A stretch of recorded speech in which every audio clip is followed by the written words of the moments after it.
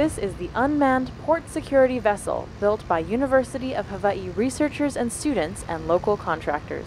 One day soon, this made-at-UH technology may be found in harbors and ports all over the world, providing daily security and surveillance along with life-saving inspections after natural disasters or terrorist attacks. This is a system that can go in as a robot, keep people at a safe distance, and be able to tell you where it's safe to operate and where it's not safe to operate. So it uses sonar, chemical sensors, infrared cameras, things like that, and it surveys autonomously in an unmanned fashion. It surveys the harbor.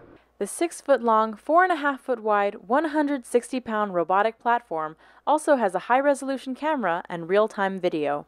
It can be deployed rapidly and operated from miles away while providing critical, up-to-the-second information to first responders for maritime security. The idea came from Hawaii-based Coast Guard units sent to Louisiana after Hurricane Katrina. They got to the muddy Mississippi and they couldn't see what was going on underneath the water.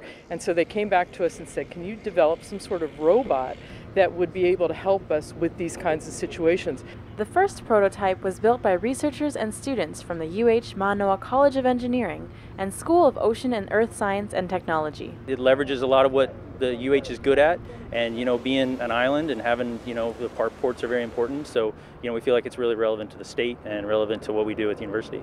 Including giving students real-world opportunities, like working on this important project. And having them be a part of this industry and be a part of it in Hawaii is what I like about it.